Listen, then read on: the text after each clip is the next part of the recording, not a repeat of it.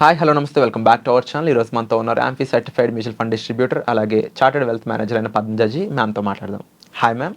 Hi sir. Recent టైంలో నేను ఈ టర్మ్ ఇన్సూరెన్స్ అనే దాని గురించి ఎక్కువ వింటూ ఉన్నాను అనమాట.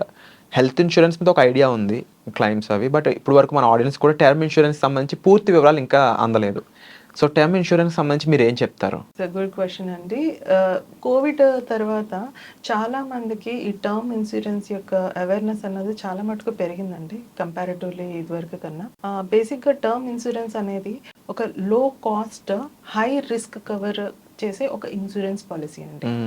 ఓకే, ఇందులో బెనిఫిట్స్ ఏంటి అంటే కనుక మనకి కాస్ట్ అనేది చాలా తక్కువగా, అంటే ఫర్ సపోజ్ ఒక వ్యక్తి ఒక 25-30 years ఉన్న వ్యక్తికి ఒక 1 crore ఒక టర్మ్ తీసుకోవాలనుకుంటే కనుక హార్డ్లీ 12,000 to 13,000తో ఆయన తీసుకోవచ్చు. అంటే అండ్ ఇంకొక అడ్వాంటేజ్ ఏంటంటే మీరు యంగెస్ట్ ఏజ్లో ఈ టర్మ్ ప్లాన్లో ఎంటర్ అవటం మూలంగా ప్రీమియం అన్నది అక్కడే ఫ్రీజ్ అయి ఉంటుంది. So for your total term అంటే టిల్ 60 years వరకు కూడా ఆ ప్రీమియం అన్నది పెరగదు, సేమ్ ప్రీమియం అన్నది కంటిన్యూ అవుతుంది.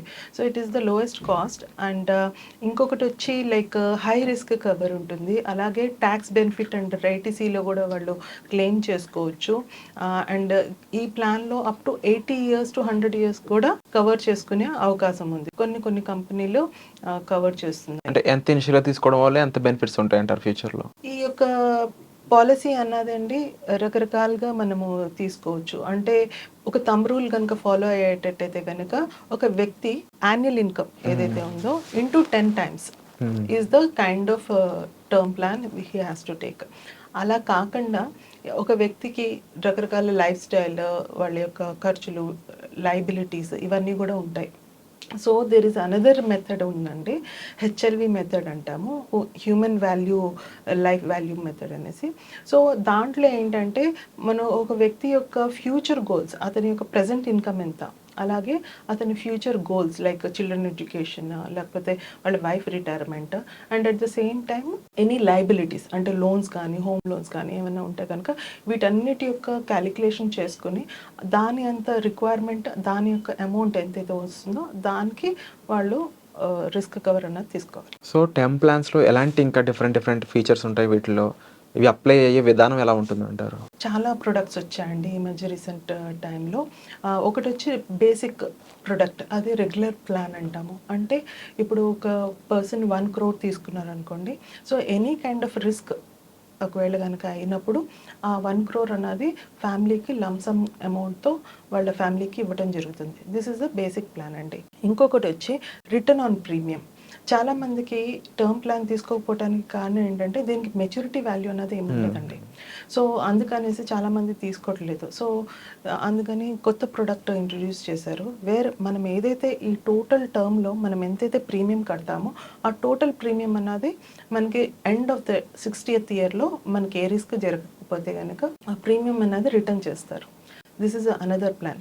ఇంకొకటి వచ్చి staggered way of pay out ఉంటుంది. అంటే లైక్ ఒక వ్యక్తి తన యొక్క వైఫ్కి ఫైనాన్షియల్ ఎడ్యుకేషన్ లేదు, తనకు అంత అవగాహన లేదు, ఒకేసారి ఒక 1 crore అమౌంట్ 2 crores అమౌంట్ వస్తే షీ కాంట్ హ్యాండిల్ అనుకున్నప్పుడు దాన్ని ఇన్కమ్ లెవెల్లో కూడా పెట్టేయచ్చు. అంటే అతను నెక్స్ట్ 1 crore అతనికి ఆమెకి 10 years చొప్పున 10 lakhs per year కింద ఇన్కమ్ లాగా వచ్చేటట్టుగా కూడా మనం పెట్టుకోవచ్చు.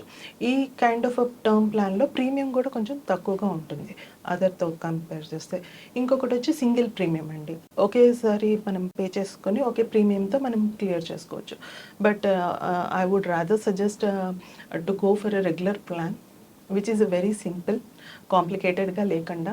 సో ఆ ప్లాన్లో అయితే కనుక ఒకేసారి పే చేసే కన్నా ఫైనాన్షియల్ బర్డెన్ లేకుండా కొంచెం అమౌంట్తో మనం 60 years వరకు మనం పే చేసుకోవాలి. అండ్ మ్యామ్, ముఖ్యంగా ఈ ప్లాన్ ఎవరెవరికి బాగా సూట్ అవుతుంది, ఎలాంటి వాళ్ళు ఈ ప్లాన్ తీసుకోవడం అనేది, అంటే ఈ టర్మ్ ఇన్సూరెన్స్ తీసుకోవడం అనేది వాళ్ళకి బాగా కలిసి వస్తుంది అంటారు? టర్మ్ ప్లాన్ అండి, ఎవరైతే who is the bread winner, ఎవరైతే సంపాదిస్తున్నారో, ఎవరికైతే బాధ్యతలు ఉన్నాయో, రెస్పాన్సిబిలిటీస్, ఎవరికైతే డిపెండెంట్స్ ఉన్నారో, అలాగే ఫైనాన్షియల్ రెస్పాన్సిబిలిటీస్ కానీ, ఎల్డర్లీ పేరెంట్స్ కానీ, ఇప్పుడు ఆ ఒక్క వ్యక్తే సంపాదన పరుడైనప్పుడు అతని లేని పక్షంలో కూడాను వాళ్ళ యొక్క లైఫ్ స్టైల్ ఎలాగైతే ఇప్పటి వరకు లీడ్ చేస్తున్నారో అలాగే ఒక డీసెంట్ లైఫ్ స్టైల్ వాళ్ళ ఫ్యామిలీ అండ్ డిపెండెన్స్ మెయింటైన్ అయ్యేటట్టుగా ఈ టర్మ్ ప్లాన్ అన్నది తీసుకోవాలి.